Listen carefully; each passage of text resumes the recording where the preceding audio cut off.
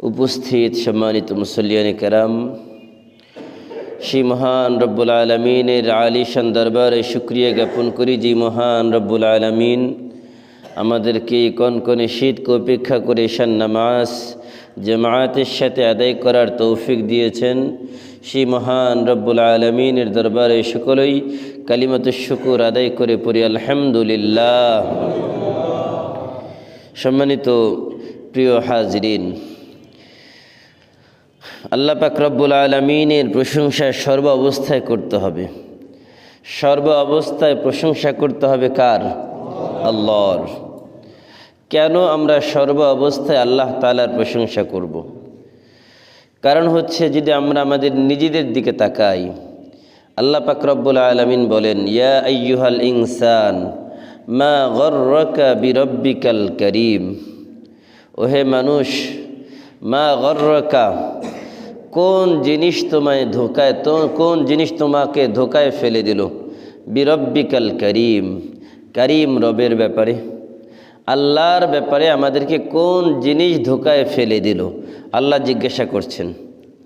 আমিও আপনাদেরকে জিজ্ঞাসা করতে চাই যে কোন জিনিস আমাদেরকে আল্লাহ থেকে দূরে সরিয়ে দিল? কখনো কি চিন্তা করেছেন? একটু চিন্তা করেন তো। আল্লাহ তাআলা বলেছেন, ওয়ালিসানাও ওয়া শাফাতাইন আলাম নাজআল লাহু আইনাইন।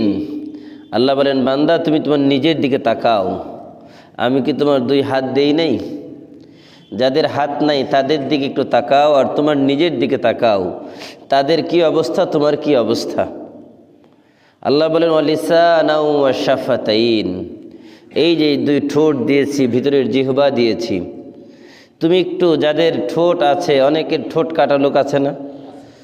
আল্লাহ বলেন, যাদের ঠোঁট নাই বা ঠোঁট কাটা, জিহ্বা আছে, কথা বলতে পারে না, বাক শক্তি নাই, ওই লোকগুলোর দিকে তাকাও আর তোমার নিজের দিকে একটু তাকাও। আল্লাহ বলেন, তোমাকে জিহ্বা দিয়েছি, বাক শক্তি দিয়েছি কথা বলার জন্য, এবং এই কথাকে আটকানোর জন্য ঠোঁট দিয়েছি।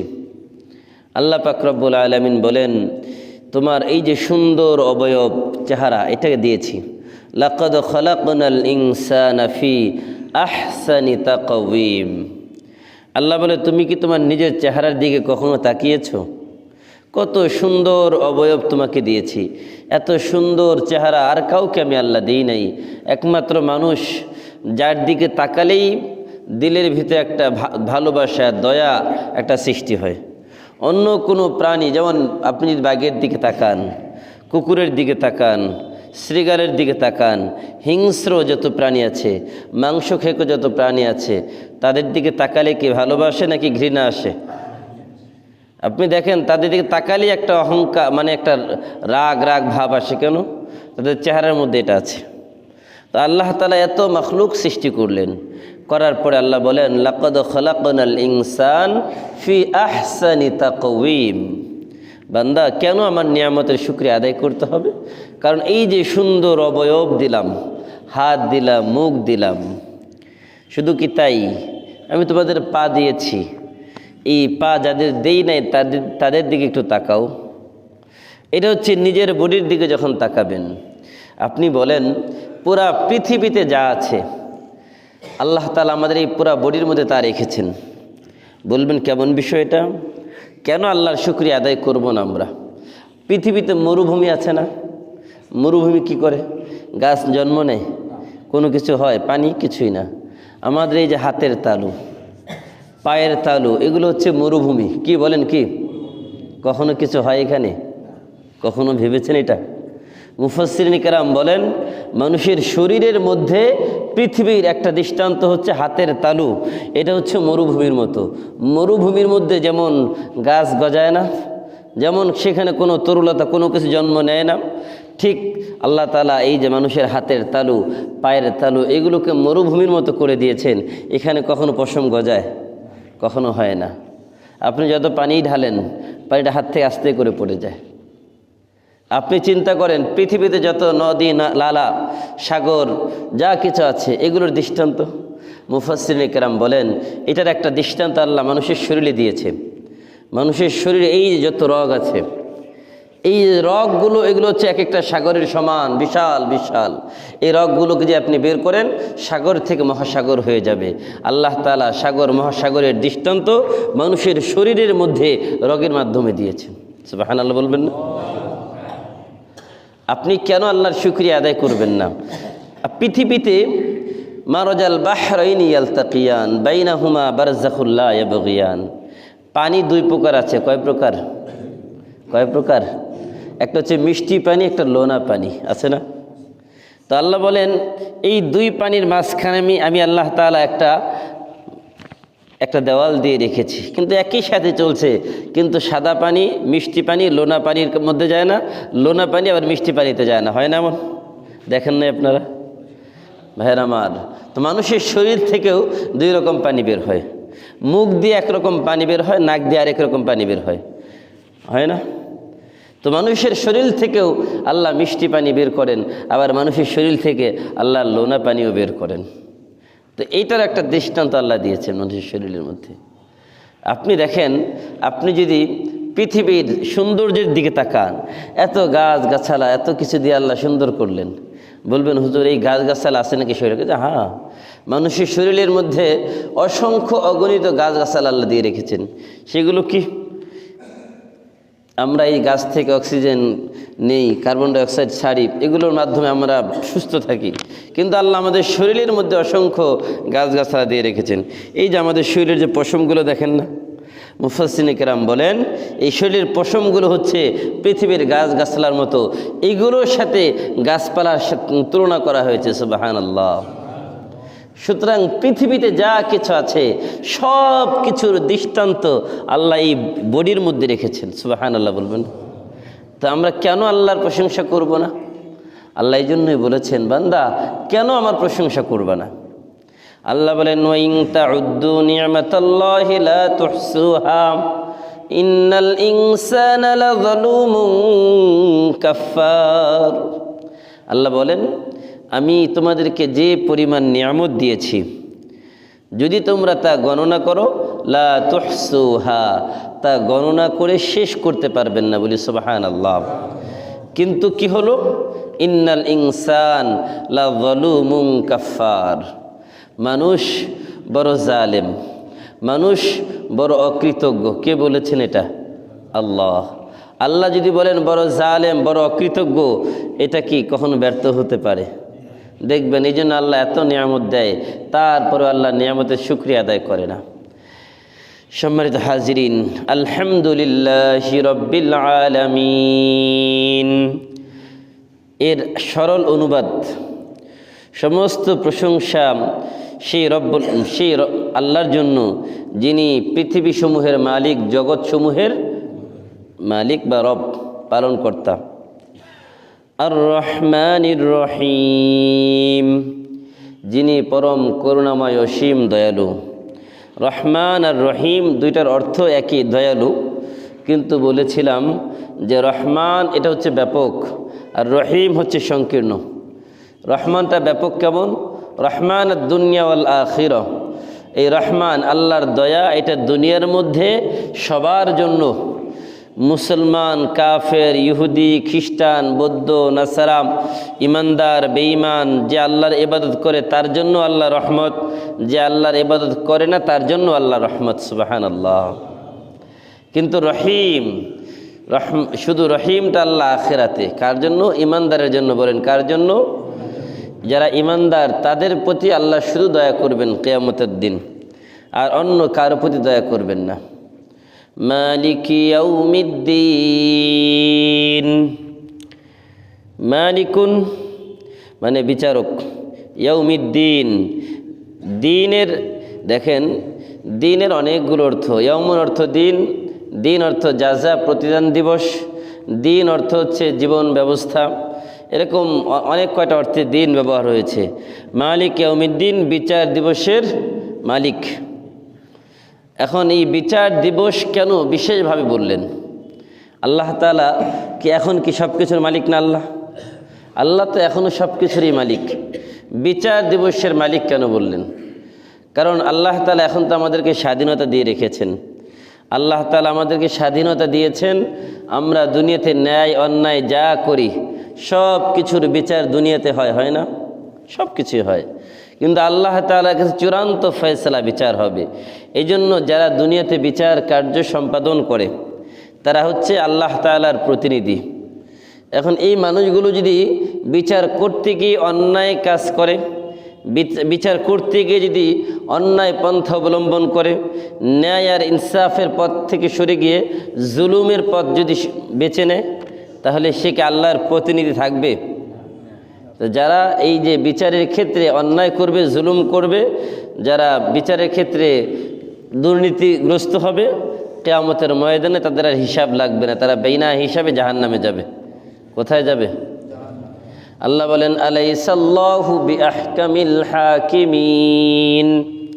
আল্লাহ বলেন আলাইসাল্লাহ, আল্লাহ কি বিআহকামিল হাকিমিন, সকল বিচারকদের মধ্যে থেকে ন্যায় বিচারক নয়? আল্লাহ প্রশ্ন করতেছেন, আল্লাহ কি ন্যায় বিচারক নয়? অবশ্যই। এই জন্য আল্লাহ তাআলার প্রতিনিধি যারা হবে তারা কিন্তু সাধারণ মানুষ না। এই জন্য যারা বিচারক হয় তাদের এটা বোঝা দরকার। কিন্তু আমাদের বিচার ব্যবস্থার কি অবস্থা একটু তাকান বাস্তবে। এটা কেন? এটার কারণ হচ্ছে তারা এই যে মালিক ইয়াউমিদ্দিন, এটার অর্থ বোঝে নাই। আল্লাহর ভয় যদি তাদের ভিতরে থাকতো, কোনো দিন কোনো ক্ষমতার কাছে কি তারা মাথা নত করত? ক্ষমতা যাই বলুক, বিচার ব্যবস্থা আলাদা থাকবে। বিচার কারো কোনো কথায় বিচার হবে না, বরং কি হবে? বিচার তো বিচারের গতিতে চলবে। বিচারক যেটাকে ন্যায় মনে করবে সাক্ষীর মাধ্যমে সেটার পক্ষে সে রায় দিবে, যেটাকে অন্যায় মনে করবে সাক্ষীর মাধ্যমে সেখানে সে রায় দিবে। কিন্তু আমরা কি দেখি? অসংখ্য বাদী বিবাদীরা বলেন, কয় যে আমরা আদালতে যাই, আদালতে যাওয়ার পরে সব কিছু বিচারক শুনেন, শোনার পরে সিদ্ধান্ত দিতে পারেন না, বলে বিরতির পরে তার এজলাস থেকে একটা চিঠি লিখে পাঠিয়ে দেওয়া হয়, এটা রায়, আর বিচারক আদালতে আসেন না। তার মানে কি? তার মানে হচ্ছে আইন মন্ত্রণালয় থেকে সব কিছু নিয়ন্ত্রণ করা হচ্ছে, সেখান থেকে যারা আমাদের পক্ষে তাদের পক্ষে বিচার, আর যারা আমাদের বিপক্ষে তাদের বিরুদ্ধে আমার বিচার। সেটা আমার পক্ষের হোক আর বিপক্ষের হোক, ন্যায় হোক আর ইনসাফ হোক। যে আমার পক্ষের লোক তার জন্য আমার বিচার আছে, আর যে আমার বিপক্ষের লোক তার জন্য আমার বিচার নেই। এই যদি হয় বিচার ব্যবস্থা, বিচারকরা কি বাঁচতে পারবে? এই জন্য বিচারকদের প্রতি আমাদের খুব শ্রদ্ধা অনেক বেশি। কিন্তু কেন? ওই বিচারকের কলমের একটা খোঁচায় দেখবেন একজন নিরপরাধ মানুষ অপরাধী সাব্যস্ত হয়ে যায়। একজন বিচারকের একটা কলমের খোঁচায় একজন অপরাধী সে নিরপরাধ সাব্যস্ত হয়ে যায়, আবার নিরপরাধ মানুষটা অপরাধী সাব্যস্ত হয়ে তার দিনের পর দিন জেলখানে থাকে না। এই জন্য যারা বিচারক হবেন, আমাদের এখানে যারা বিচার কার্য করেন, বিভিন্ন সময় বিভিন্ন জায়গায় বসেন বিচারে, এটা মাথায় রাখবেন, আপনি যখন কোনো বিচারে বসেন তখন আপনি আল্লাহর প্রতিনিধি। আপনার প্রতি যতই দাবাও আসুক, যতই চাপ আসুক যে ভাই এই বিচারের রায়টা এই পক্ষেই দিতে হবে, না, আপনি যদি ওই বিচার কাজ করতে না পারেন, যদি চাপ সামলাতে না পারেন, বিচারে যাবেন না। কিন্তু বিচার করতে গিয়ে বসে সেখানে অন্যায়ের পক্ষ কখনো নেবেন না। যদি নেন আলাইসাল্লাহু বিআহকামিল হাকিমিন, তাহলে আমি সবাই ধরা খেয়ে যাব। ইয়্যাকা না'বুদু ওয়া ইয়্যাকা নাস্তাঈন। ইয়্যাকা না'বুদু, আমরা আপনারই ইবাদত করি। আমরা ইবাদত কার করি? আল্লাহর। ওয়া ইয়্যাকা নাস্তাঈন, এবং একমাত্র আপনার কাছেই সাহায্য চাই। কার কাছে চাই? আল্লাহর কাছে। এখন এই যে ইয়্যাকা না'বুদু, আমরা একমাত্র আপনারই ইবাদত করি, আমরা দোয়ায় কুনুত পড়ি না? আল্লাহুম্মা ইন্না নাস্তাঈনুকা ওয়া নাস্তাগফিরুকা ওয়া নু'মিনু বিকা ওয়া নাতাওয়াক্কালু আলাইকা ওয়া নুসনি আলাইকাল খায়র। এই যেটা যে পড়েন, কখনো কি অর্থ পড়ছেন? অর্থ পড়েন নাই। দেখেন কত সুন্দর অর্থ। আল্লাহুম্মা ইন্না নাস্তাঈনুকা, আল্লাহ আমি আপনার কাছে সাহায্য চাই। আল্লাহুম্মা ইন্না নাস্তাঈনুকা ওয়া নাস্তাগফিরুকা, আল্লাহ আমি আপনার কাছে ক্ষমা প্রার্থনা করি। ওয়া নাস্তাগফিরুকা ওয়া নু'মিনু বিকা, আমি আপনার প্রতি ঈমান আনয়ন করি। ওয়া নুসনি আলাইকাল খায়র, আমি আপনার কল্যাণের প্রশংসা করি, আমি আপনার শুকর গুজার করি, আমি আপনার নাশুকরি করি না। এই যে কত সুন্দর অর্থ, এটা যখন কোনো বান্দা পড়ার পর যখন আল্লাহর কাছে দোয়া করে, আল্লাহ তাআলা তার দোয়াগুলো কবুল করে নেয়, বলি সুবহানাল্লাহ। এই জন্য ইবাদত একমাত্র করতে হবে কার? একমাত্র আল্লাহর ইবাদত। এখন যদি কোনো ব্যক্তি আল্লাহর সাথে অন্য কারো ইবাদত করে, তাহলে কি ইবাদত আর ইবাদত থাকবে? তাহলে এটা শিরিক হয়ে যাবে। কি হবে বলেন? আল্লাহর সাথে অন্য কারো ইবাদত কিভাবে করা হয় একটু বলেন। যেমন মনে করেন কোনো মাজারে যদি কোনো গরু জবাই করলো, কোনো ছাগল জবাই করলো, হয় না অনেক সময় মাজারে? অনেক জায়গায় আছে কি হয় যে মাজারে যে বাবা শুয়ে আছে তার নামে জবাই হয় না? যে অমুক বাবার নামেই গরু কোরবানি করা হলো। এই যে বাবার নামে যে গরু জবাই করলো, এখন বলেন গরু জবাই হবে কার নামে? ইন্নামা হাররামা আলাইকুমুল মাইতাতা ওয়াদ-দামা ওয়া লাহমাল খিনজির ফামান ইযতুররা গায়রা বাগিন ওয়ালা আদিন ফালা ইসমা আলাইহি। আল্লাহ বলেছেন যে যা কিছু জবাই হবে কার নামে হবে? এখন যদি কোনো দরবারের নামে হয়, কোনো পীরের নামে হয়, কোনো মাজারের নামে হয়, তাহলে কি এটা কি আল্লাহর নামে না গায়রুল্লাহর নামে? যদি গায়রুল্লাহর নামে হয়, এটা হালাল না হারাম? হালাল না হারাম? হারাম। যদি হারাম হয়, হারাম তো খাওয়াটা হারাম, আর কাজটা কি করলাম? এটা শিরিক হয়ে গেল। কি হয়ে গেল? তা আল্লাহর সাথে শিরিক করা যাবে? বলবেন আর দু একটা স্যাম্পল যেটা আমাদের সমাজে আছে। এখন সন্তান দেওয়ার মালিক কে? আল্লাহ।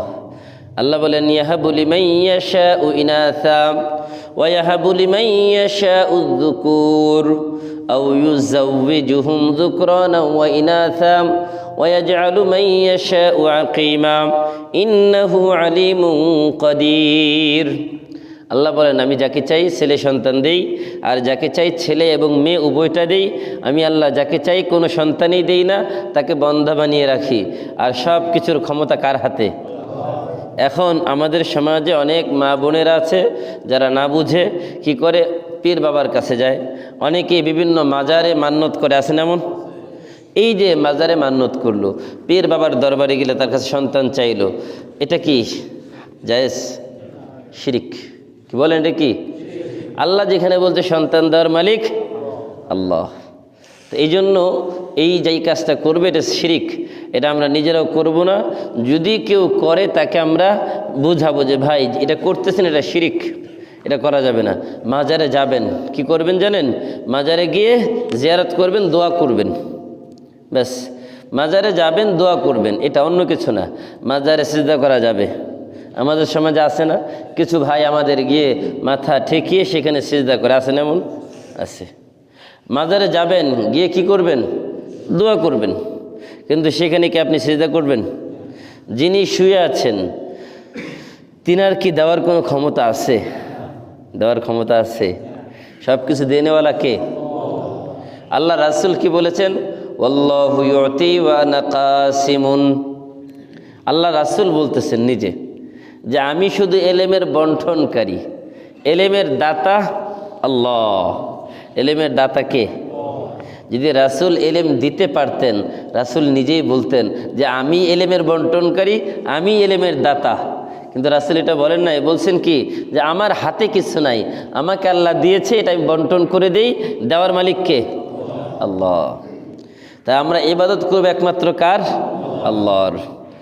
ওয়া ইয়্যাকা নাস্তাঈন, সাহায্য চাইব একমাত্র কার কাছে? আল্লাহর কাছে। এটা বলবেন কেন? আল্লাহ বলেন ইন্নামাল মুমিনুনা আল্লাযীনা ইযা যুকিরাল্লাহু ওয়াজিলাত কুলুবুহুম ওয়া ইযা তুলিয়াত আলাইহিম আয়াতুহু যাদাতহুম ঈমানা ওয়া আলা রাব্বিহিম ইয়াতাওয়াক্কালুন। আল্লাহ বলেন ইমানদারের একটা বৈশিষ্ট্য হচ্ছে ইমানদার সব কাজে সর্ব অবস্থায় ভরসা করবে কার উপরে? আল্লাহর উপরে। আপনার আমার যদি মৃত্যু লেখা থাকে যুদ্ধের ময়দানে, আমি আপনি কি ঘরে বসে মারা যাব? আমার আপনার মৃত্যু যদি লেখা থাকে শাহাদাতের মৃত্যু, আমি আপনি কি হাসপাতালের বেডে মারা যাব? নামাজে মারা যাব? কখনোই না। আমি মনে রাখবেন হক কথা বলার ক্ষেত্রে কোনো ভয় নাই। কেন জানেন? কারণ ইযা জাআ আজালুহুম লা ইস্তাখিরুনা সাআ ওয়া লা ইস্তাকদিমুন। আমাদের এটা চূড়ান্ত বিশ্বাস, আল্লাহর কোরআনে তো কখনো মিথ্যা হতেই পারে না। পারে নাকি? আমার জবান মিথ্যা হতে পারে, আমি ভুল বলতে পারি, কিন্তু আল্লাহর কোরআনে যা আছে এর মধ্যে কি কোনো সন্দেহ আছে? সন্দেহ নাই। আল্লাহ বলেন তোমার মৃত্যু যেটা লেখা আছে চূড়ান্ত সময় ঠিক তখনই হবে, এর আগে তোমাকে কেউ মারতে পারবে না, কেউ তোমাকে মারতে পারবে না।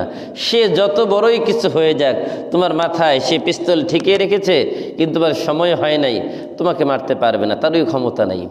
আল্লাহ রাসূল সাল্লাল্লাহু আলাইহি সাল্লাম এক যুদ্ধ থেকে ফিরতেছেন, যুদ্ধ থেকে ফেরার পথে এক জায়গায় তাঁবু স্থাপন করলেন, শুয়ে একটু আরাম করতেছেন। তো আরাম করার সময় তলোয়ারটাকে একটা গাছের ঢালের মধ্যে ঝুলায় রাখলেন। এক শত্রু কাফের সে দূর থেকে দেখতেছে যে রাসূল এখন তো শুয়ে ঘুমাইছে, বাস রাসূলের তরবারিটা একটা গাছের ডালের মধ্যে ঝুলানো, তো এটাই সুযোগ মুহাম্মদ সাল্লাল্লাহু আলাইহি সাল্লামকে হত্যা করার। সে পা টিপে টিপে আস্তে আস্তে করে, এক পা দুই পা করে, কোনো আওয়াজ ছাড়া আস্তে আস্তে একদম রাসূলের মাথার কাছে চলে আসছে। সবাই ঘুমন্ত, যুদ্ধ থেকে ফিরতেছেন, সবাই ক্লান্ত। এখন হাতে তরবারি নিয়ে নিছে, রাসূলের তরবারি নেওয়ার পরে বলে মুহাম্মদ কুম, বলছে মুহাম্মদ সাল্লাল্লাহু আলাইহি সাল্লাম দাঁড়াও, বলো আমার হাত থেকে তোমাকে কে বাঁচাবে। মাথায় গলার মধ্যে গর্দানে তরবারি রাসূলের, আর রাসূলকে ওই কাফের বলতেছে মুহাম্মদ বলো এবার তোমাকে আমার হাত থেকে কে বাঁচাবে। আল্লাহ রাসূল বলেন আল্লাহ। কে বাঁচাবেন? বলেন কে বাঁচাবেন?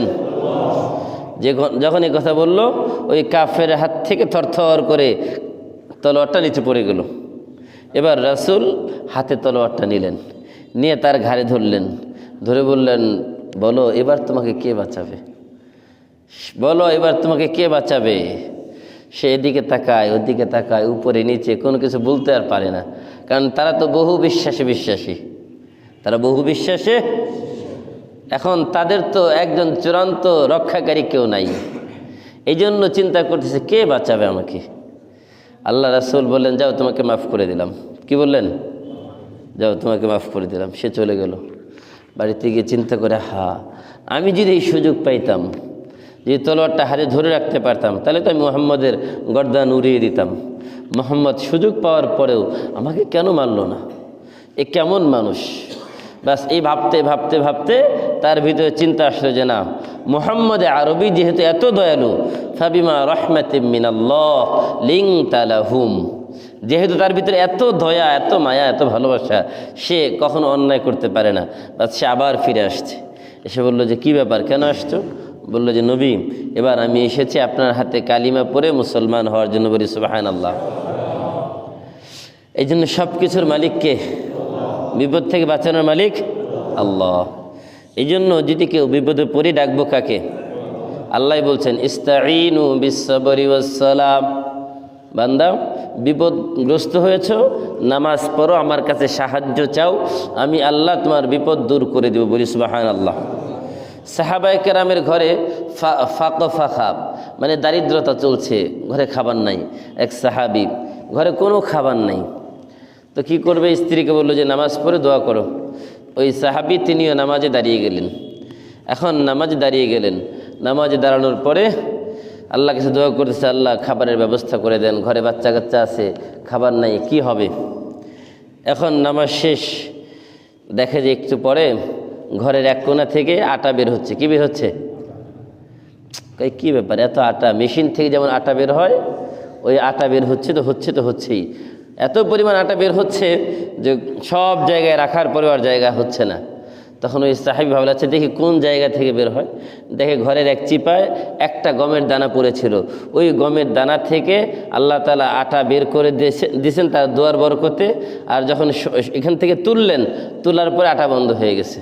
রাসূলের দরবারে গেছে ওই সাহাবী, গিয়ে বললেন ইয়া রাসূলুল্লাহ এই ঘটনা ঘটছে। আল্লাহ রাসূল বলেন আমার সাহাবী, তুমি যদি এখানে হাত না দিয়ে আরও মানুষকে ডাক দিতা, যত মানুষের দরকার মদিনার সকল মানুষকে যদি তুমি দিয়ে দিতা, তা ওই আটা আসা বন্ধ হতো না। তুমি তো ভুল করে ফেলছো। সুবহানাল্লাহ। এটা দোয়ার ফল। এই জন্য আর দোয়া ও মুখুল ইবাদা, দোয়া হচ্ছে সকল ইবাদতের মগজ। দোয়া কি বলেন? সকল ইবাদতের মগজ। আর দুআউ সিলাহুল মুমিন, দোয়া হচ্ছে ইমানদারের সব থেকে বড় হাতিয়ার। দোয়া হচ্ছে ইমানদারের সব থেকে বড় হাতিয়ার, অস্ত্র। এই জন্য দোয়ার বিকল্প নাই। জীবনে যত সমস্যা আসবে শুধু দোয়া করো আল্লাহর কাছে, কারণ আল্লাহ বিপদ থেকে উদ্ধারকারী।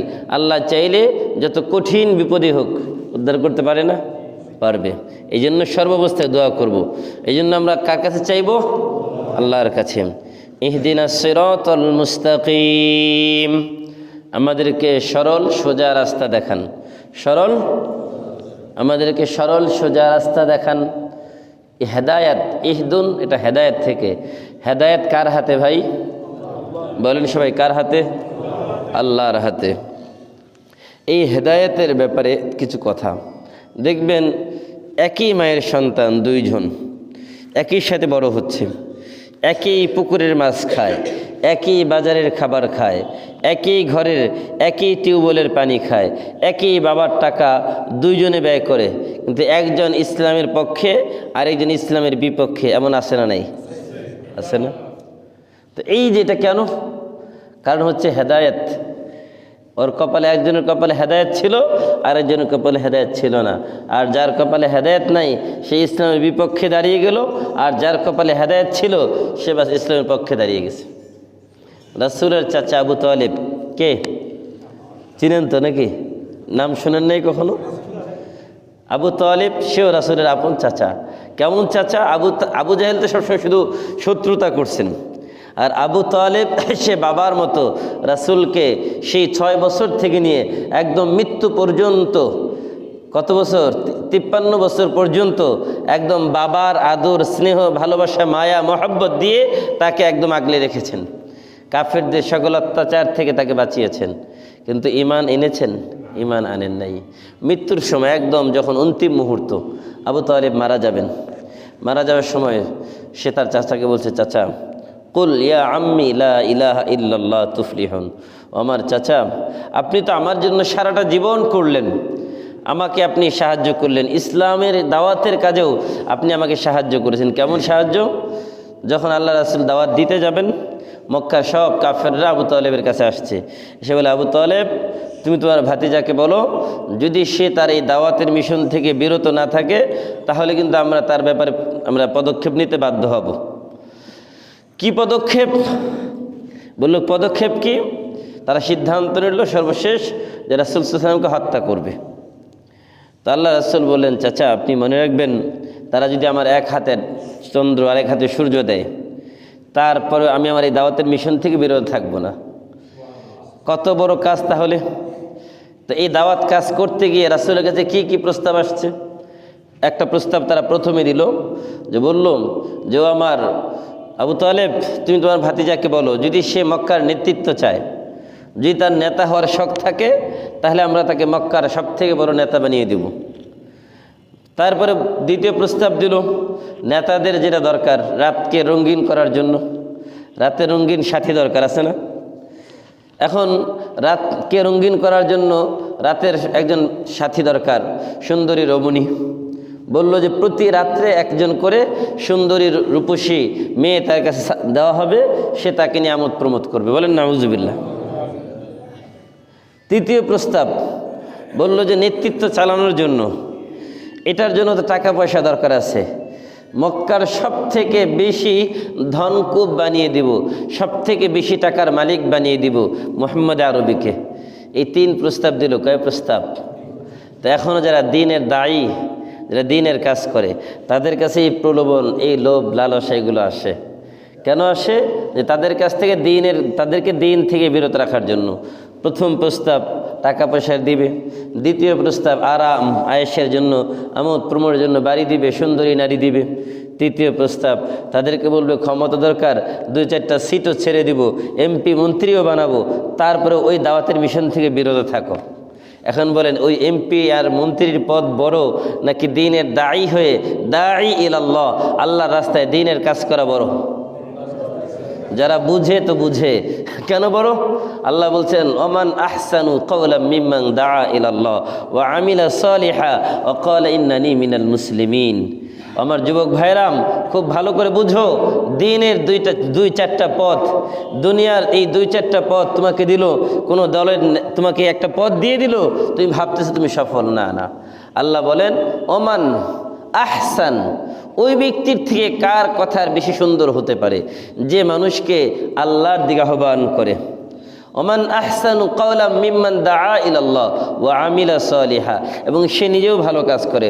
ওয়া ক্বালা ইন্নানি মিনাল মুসলিমিন, এবং সে বলে আমি একজন মুসলমান। ওই ব্যক্তির কথা আর পৃথিবীর যত রাজা বাদশাহ আছে তাদের কথাকে যদি এক পাল্লায় রাখা হয়, আর ওই দিনের দায়ীর কথা যদি আরেক পাল্লায় রাখা হয়, সে যদি কোনো দিন মজুরও হয়, খেটে খাওয়া কোনো দিন মজুর, কিন্তু তার কথাটা ছিল আল্লাহর কথা, তাহলে ওই পৃথিবীর সকল রাজা বাদশার কথার থেকে ওই একজন দিন মজুরের আল্লাহর কথাটা সব থেকে বেশি ওজন আর দামি হয়ে যাবে। সুবহানাল্লাহ।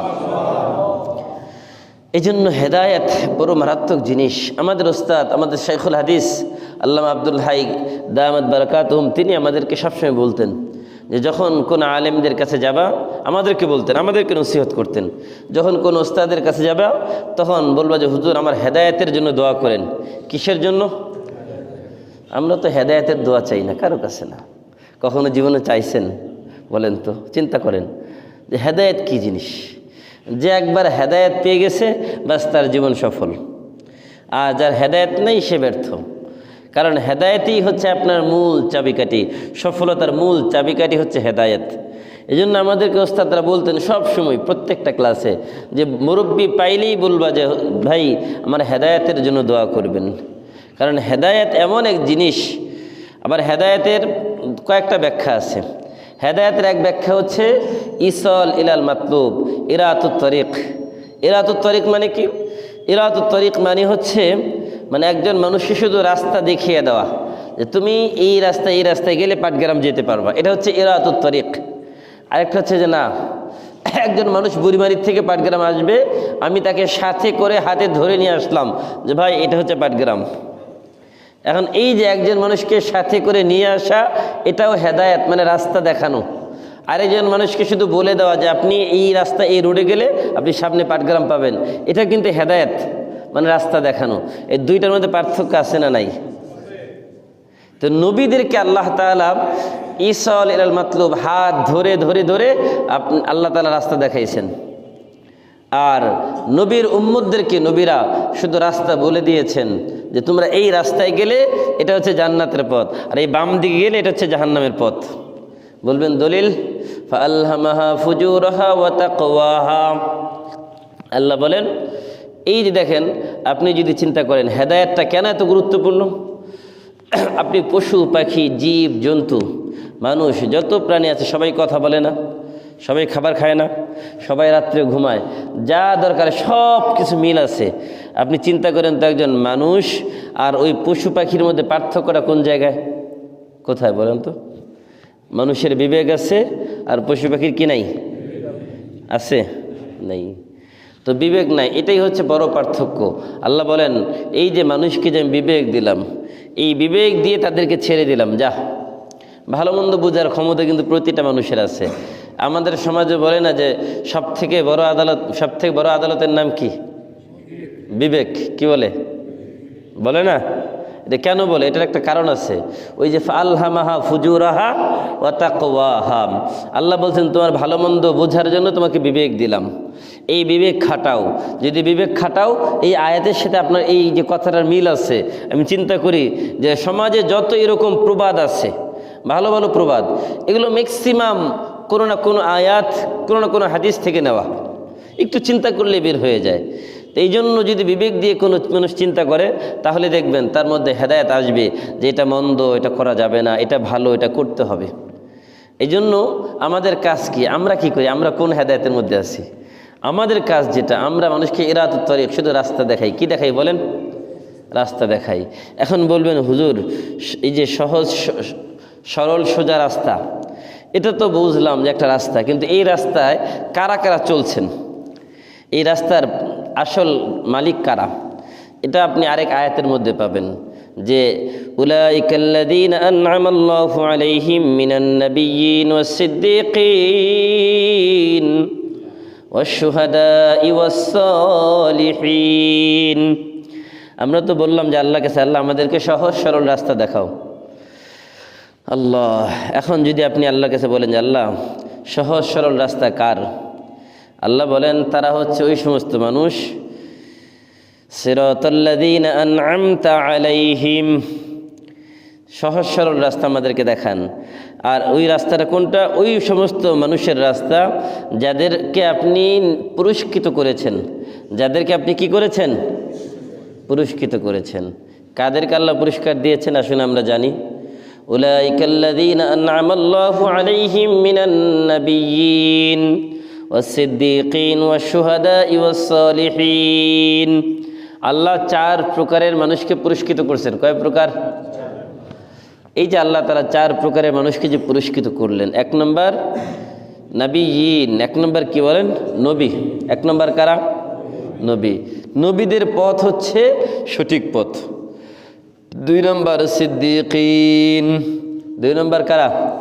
সিদ্দীক, যারা সত্যবাদী। সত্যবাদী কারা?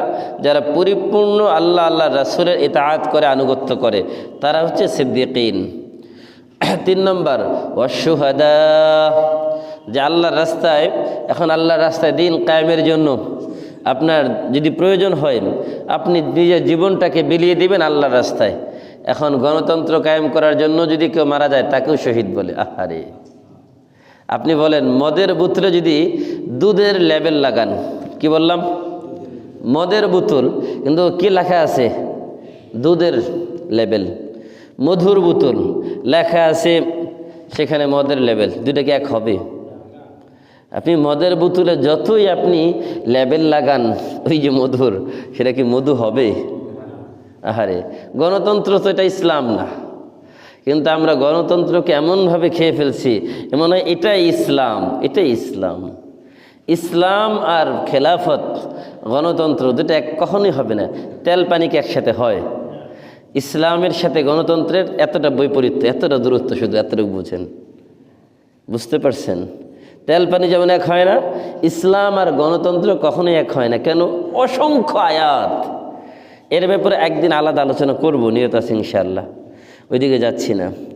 সিরাতাল্লাযীনা আন'আমতা আলাইহিম, যে আল্লাহ ওই সমস্ত মানুষের রাস্তা আমাদেরকে দেখান যাদেরকে আপনি পুরস্কৃত করছেন। তারা কারা? 1 নম্বর নবী। 1 নম্বর কারা? নবীদের রাস্তা। 2 নম্বর সিদ্দীকিন, আবু বকর সিদ্দিক রাদিয়াল্লাহু তাআলা আনহু সিদ্দিকদের সর্দার হবেন। কি হবেন?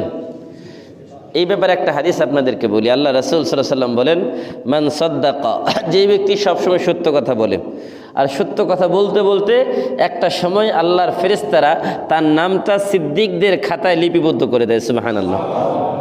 এজন্য জীবনে যদি সিদ্দিক হতে চাই, প্রতিটা মানুষ হতে পারবে, কেউ বাদ নাই। 1 নম্বর, জীবনে যত বিপদ আসুক মিথ্যা বলা যাবে না। কি বলা যাবে না? কোনো অবস্থায় মিথ্যা বলা যাবে না।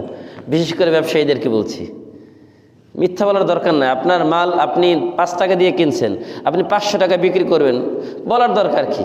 আপনি বলবেন যে ভাই আমি এত টাকা বিক্রি করবো, পোষায় নেন না পোষায় না নেন। কিন্তু আপনি কিনছেন 10 টাকা দিয়ে, আপনি বলতেছেন যে না আমি 500 টাকা দিয়ে কিনছি, ভাই বলেন আপনি 500 টাকার কম বিক্রি করা সম্ভব? এই যে কথাটা বললেন, আপনি তো হারাম করলেন, মিথ্যা কথা বললেন। এখন লোকটা চিন্তা করে, আহা যদি কেনাই হয় 500 টাকা, অন্তত কিছু তো লাভ দেওয়া দরকার। আচ্ছা ভাই 50 টাকা বাড়ায় দিলাম, দেন 550 টাকা দেন। আপনি কি করলেন? 10 টাকার মাল, এই যে বাকি সবগুলো হারাম করলেন। আপনি 500 কেনা 1000 টাকায় বিক্রি করেন, কোনো অসুবিধা নেই। কিন্তু এই যে মাঝখানে একটা মিথ্যা কথা বললাম, এটাই আমার সব হারাম করে দিল।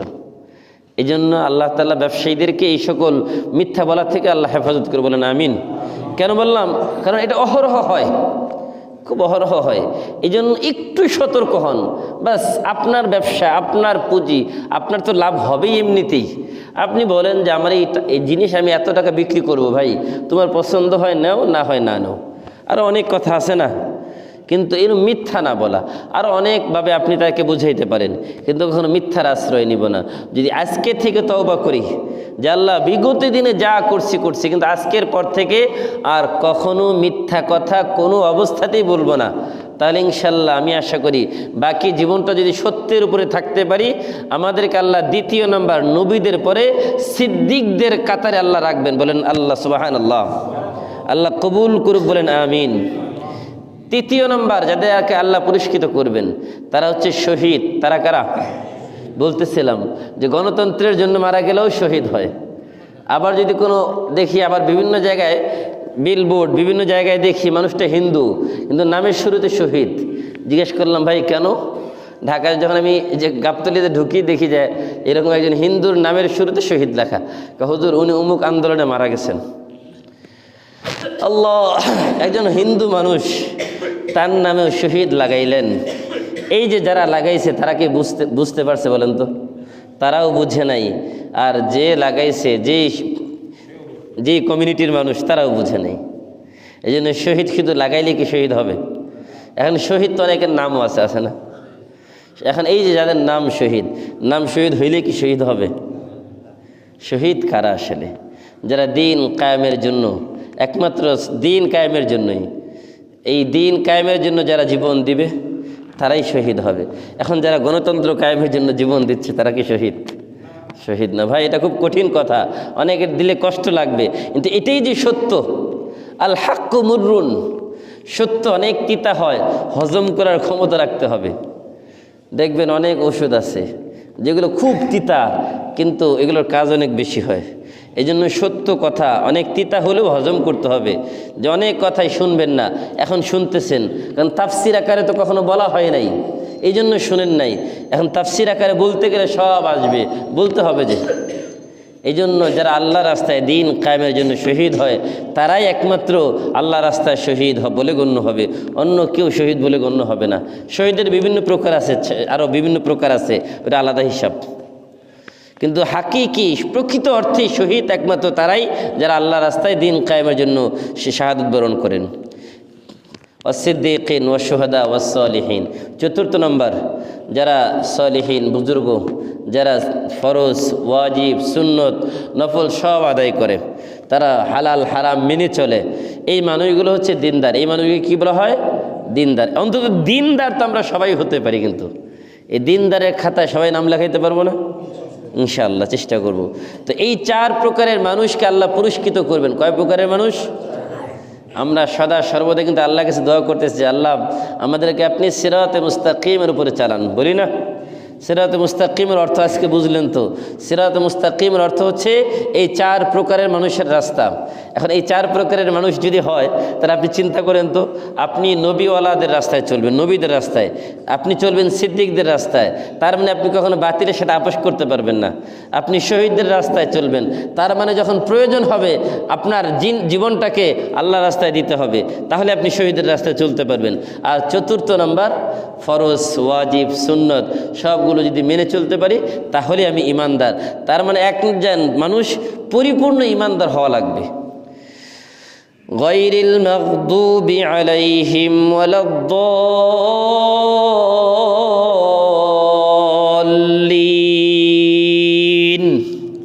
আমরা শেষ বলি আল্লাহর কাছে, আল্লাহ আপনি আমাদেরকে তাদের রাস্তায় চালায়েন না। তারা কারা?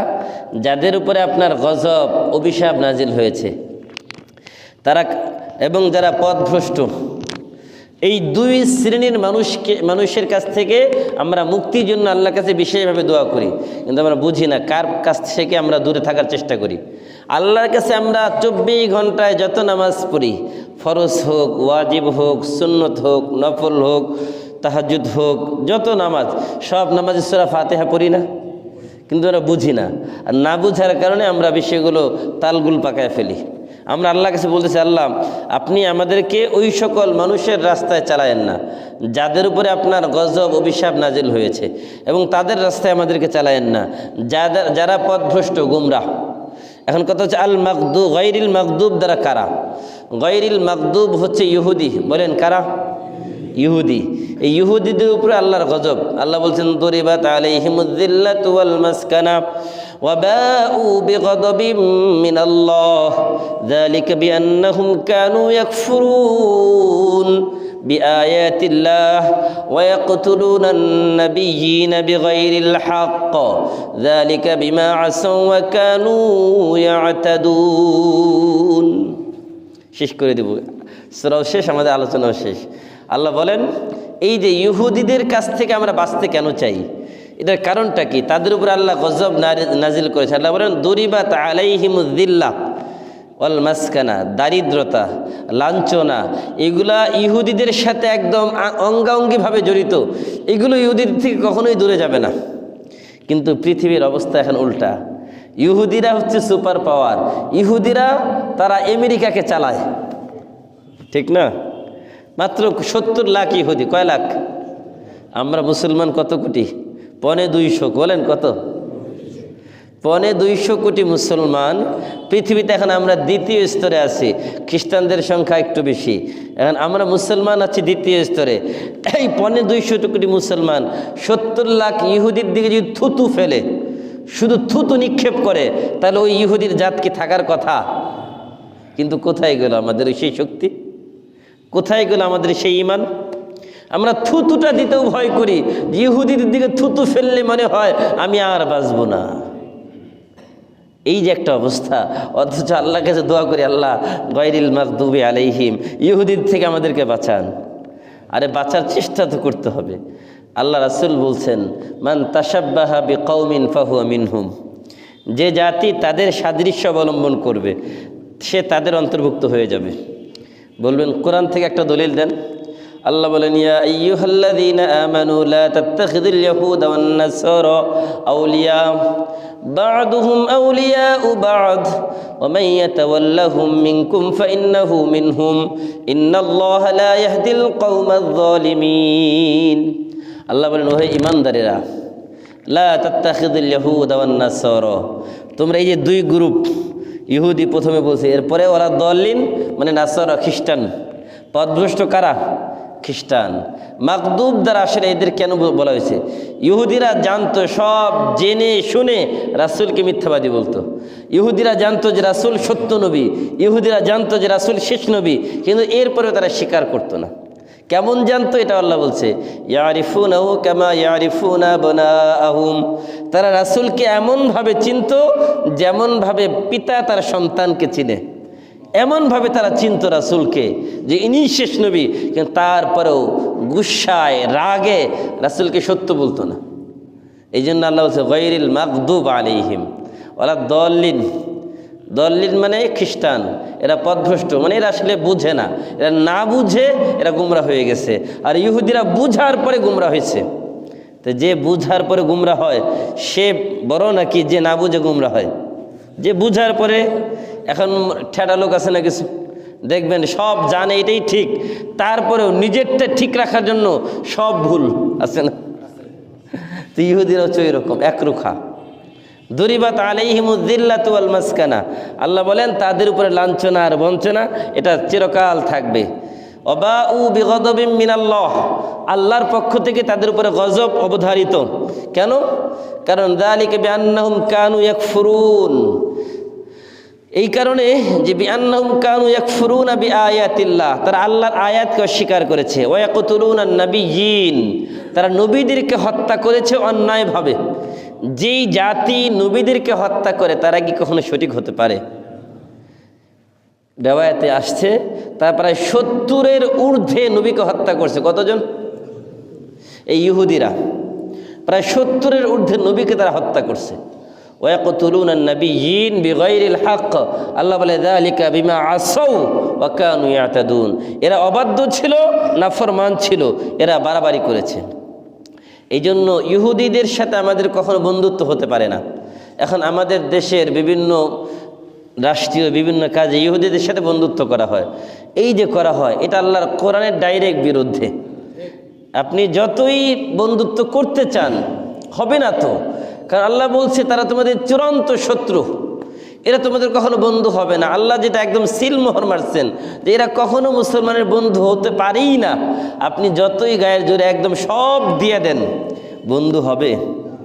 আল্লাহ বলছে মুশরিক যারা পৌত্তলিক, যারা মূর্তি পূজা করে, এরা তোমাদের কখনো বন্ধু হবে না, এরা তোমাদের চূড়ান্ত শত্রু। এদেরকে তুমি দেশ দিয়ে দিলেও কখনো বন্ধু হবে না। এখন আমি আমার সব কিছু দিয়া তাকে বন্ধু বানাইতে চাই, কিন্তু কি বন্ধু কি হবে বলেন তো? হবে না। এই জন্য ইহুদি, খ্রিস্টান, মুশরিক এরা আমাদের কখনো বন্ধু হবে না।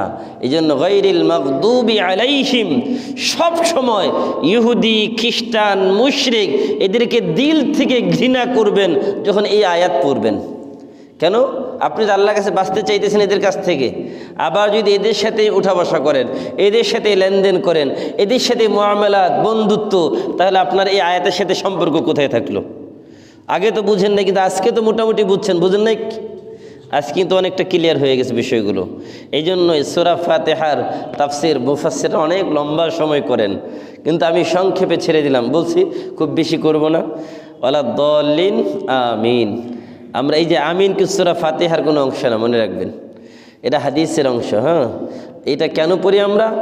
সব থেকে বড় দোয়া হচ্ছে সূরা ফাতিহা। বলেন সব থেকে বড় দোয়া কি? আপনার আমার জীবনে যত দোয়া দরকার, কোনো দোয়া পারেন না আপনি, সূরা ফাতিহা পড়বেন। অনেক সময় তাহাজ্জুদের নামাজ পড়েন, নফল নামাজ পড়েন, হুজুর আমি তো একটু দোয়া করতে চাই কিন্তু আরবি দোয়া পারি না। তো মনে রাখবেন সব থেকে বড় দোয়ার নাম কি? সূরা। আপনি সিজদায় গেছেন, সিজদায় সব থেকে বেশি দোয়া কবুল হয়। দোয়া কবুলের সব থেকে বড় জায়গা কোনটা? সিজদা। আপনি সিজদায় গেলেন, একা নফল নামাজ পড়তেছেন, আপনি সিজদার তাসবিহ পড়ে সূরা ফাতিহা পড়তে থাকবেন, চোখের পানি ফেলতে থাকবেন। আল্লাহ আপনার যেই সমস্যাগুলো আছে সব সমস্যা ওই সূরা ফাতিহার মাধ্যমে সমাধান করে দেবে। সুবহানাল্লাহ। সব থেকে বড় দোয়া, এর থেকে বড় কোনো দোয়া নাই। আল্লাহ তাআলা আমাদের সকলকে সূরা ফাতিহার উপরে আমল করার তৌফিক দান করুন। আমিন। ওয়া মা আলাইনা ইল্লাল বালাগ।